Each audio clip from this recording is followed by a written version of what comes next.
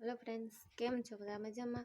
આપણે ગયા નેક્સ્ટ લેક્ચરની અંદર સ્વશિસ્ત અને સારી શિસ્તના જે લક્ષણો છે એના વિશેની વાત કરી હતી. હવે આપણે આ વિડીયો દ્વારા જે યોગ્ય શિક્ષાના લક્ષણો છે એના વિશેની વાત કરવાની છે. તો આપણો જે હાલનો વર્તમાન સમય છે એના વિશે આપણે જાણીએ તો કોઈ પણ ક્ષેત્રે છે શિક્ષાના પ્રયોગને કે અયોગ્ય રીતના બરાબર છે કે યોગ્ય ન હોય એવી બાબતમાં લેખવામાં આવે પણ સ્થિતિ એવી સર્જાય, બાળકને વારંવાર સમજાવવામાં આવતું હોય છતાં પણ એ બાળક સમજતું ના હોય, એવી પ્રવૃત્તિઓ કરતું હોય જેનાથી એને બાળકને પોતાની જાતને અને સમાજને નુકસાનકારક અસરો થતી હોય બરાબર, અથવા તો એવી સંભાવના હોય તો બાળકમાં એવી કેવી ટેવો છે કે આદતો છે કે એનો એ ગુલામ બની જાય છે. એની એ ટેવ છે કુટેવમાં પરિણમે છે અને એને એ બદલી શકતો નથી બરાબર. તો એવી જે પરિસ્થિતિ છે ઊભી થાય એના માટે તાત્કાલિક શિક્ષા છે એ અગત્યનું માધ્યમ છે કે એનાથી એને નિયંત્રણમાં આપણે લાવી શકીએ છીએ. તો ઘણીવાર મોટાભાગની શિક્ષા છે એ એવી પરિસ્થિતિ કે યોગ્ય શિક્ષા કરવી જોઈએ. HB ઇંગ્લિશે એના માટે થઈને યોગ્ય પ્રકારની શિક્ષાના પગલાઓ છે અથવા તો જે લક્ષણો છે એ જણાવેલા છે. એને 1 થી 5 આપેલા છે. તો પહેલું છે શિક્ષા ત્વરિત થવી જોઈએ. શિક્ષણની કઠોરતાની કક્ષા યોગ્ય હોવી જોઈએ. શિક્ષણ અસ્વીકૃતતાની લાગણી જન્માવે તેવી ના હોવી જોઈએ.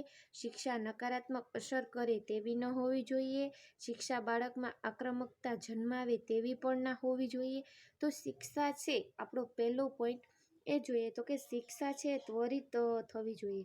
ત્વરિત એટલે કેવી? તો કે તાત્કાલિક બરાબર, કે બાળકો જેવું વર્તન કરે એવી એને તરત શિક્ષા કરવી જોઈએ. તો બાળક છે એને જે યોગ્ય વર્તન છે એના અટકાવવા માટે થઈને બાળકને શિક્ષા છે એ ક્યારે ઉપયોગી થઈ શકે કે જ્યારે એ અપશબ્દો બોલે, ન બોલવાના શબ્દો બોલે ત્યારે એને અટકાવવા માટે શિક્ષા કરવી જોઈએ બરાબર. તો એ પછી બીજી વાર એવી ભૂલ છે એ બાળક કરતું નથી. ત્યારબાદ શિક્ષણની કઠોરતાની કક્ષા યોગ્ય હોવી જોઈએ.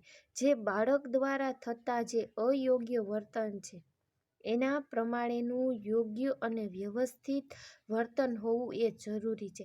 બાળક છે એ સામાન્ય કે ગંભીર ગુનો ગમે તે કરે પણ એને વધુ પડતી શિક્ષા કરવામાં આવે તે પણ યોગ્ય નથી. દાખલા તરીકે સામાન્ય રીતના જેવો એને ગુનો કરેલો છે એ પ્રમાણે એને શિક્ષા કરવી એ યોગ્ય બાબત છે. દાખલા તરીકે બાળકે ગૃહ કાર્ય ન કર્યું હોય તો તેને મોટા અવાજેથી એને ગુસ્સો કરીને કહી શકાય પણ વધારે પડતી શિક્ષા કરવી એ યોગ્ય બાબત છે નહીં. તો આમ શિક્ષા કરવી એ કઠોરતાની કક્ષા પર પણ ધ્યાન આપવું જરૂરી છે. ક્યારેક એ ઘાતક એટલે કે મોટા સ્વરૂપ લેતું પણ છે એ આ જોવા મળી શકે છે. ત્યારબાદ છે શિક્ષા અસ્વીકૃતતાની લાગણી જન્માવે તેવી ન હોવી જોઈએ. શિક્ષા છે એ મોટા ભાગે એવી હોવી જોઈએ કે બાળક છે એની લાગણી છે એ ન દુભાય. દાખલા તરીકે બાળક છે એને એવી શિક્ષા ક્યારેક કરવામાં આવે તો બાળક છે એ પોતે એવું અનુભવે છે કે એને તિરસ્કાર છે, એકલાપણું છે, એવી યોગ્ય શિક્ષા છે એવી ન કરવી જોઈએ જેથી કરીને બાળક એવું અનુભવે એમ. દાખલા તરીકે બાળક રમતા હોય અને ઝઘડો કરે તો એને રમતા રોકવું એ એકલતા જન્માવે. તો આમ એનામાં અસ્વીકૃતતા હોય. બાળક શું સમજે કે હું એકલું જ રહીશ, ઘરમાંથી એને બહાર ન લઈ જવા દઉં, બહારને ઘરમાં રાખો તો એ યોગ્ય શિક્ષા ન ગણી શકાય બરાબર. તો આ પણ બાળકને તમે સજા કરો ત્યારે એ સૌથી મોટું સ્વરૂપ છે એ ધ્યાનમાં રાખવું ખૂબ જ જરૂરી છે કે બાળકની અંદર એની અસર છે યોગ્ય થવી જોઈએ, અયોગ્ય થવી જોઈએ નહીં. ત્યારબાદ છે તો કે શિક્ષા નકારાત્મક અસર કરે તેવી પણ ન હોવી જોઈએ. શિક્ષા છે એ આપણે શિક્ષા એટલે સજા જ થશે બરાબર છે એનો, પણ સામાન્ય રીતે સજા છે એ એવી પણ ન હોવી જોઈએ કે વર્તમાનમાં એને નકારાત્મક અસર જોવા મળે.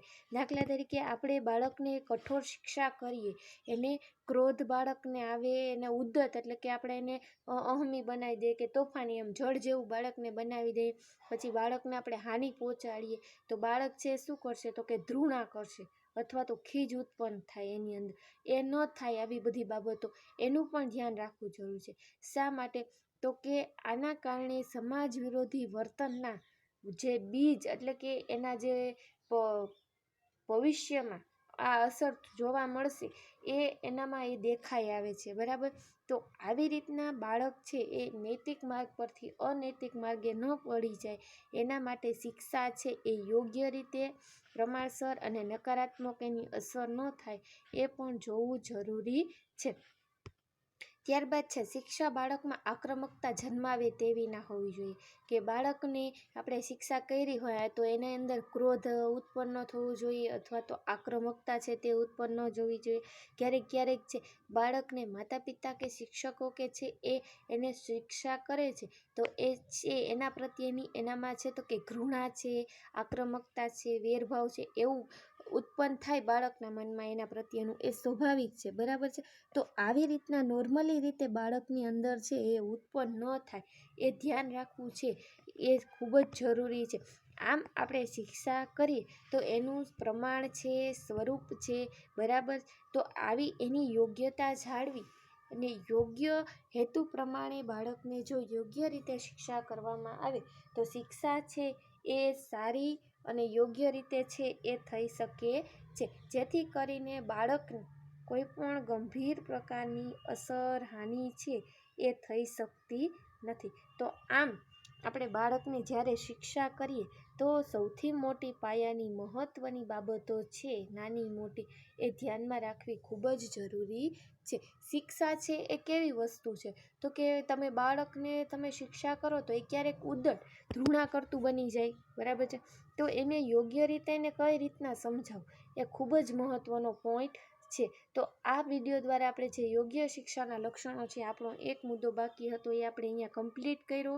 અહીંયા આપણું આ ચોથું ચેપ્ટર છે એ કમ્પ્લીટ થાય છે અને આપણે જ્યારે નેક્સ્ટ વિડીયોની અંદર મળશું ત્યારે હવે આપણું પેપર નંબર 6 છે એનું એક જ ચેપ્ટર બાકી છે, જે છે સંઘર્ષ અને હતાશા. આ ચેપ્ટરની અંદર આપણે સંઘર્ષ અને હતાશાનો અર્થ, પછી બાળકોમાં જે સંઘર્ષ અને હતાશાના કારણો ઉત્પન્ન થાય છે એ જોવાના છે અને ત્યારબાદ હતાશા નિવારણના જે ઉપાયો છે એના વિશેની સવિસ્તાર ચર્ચા કરવાની છે. Thank you.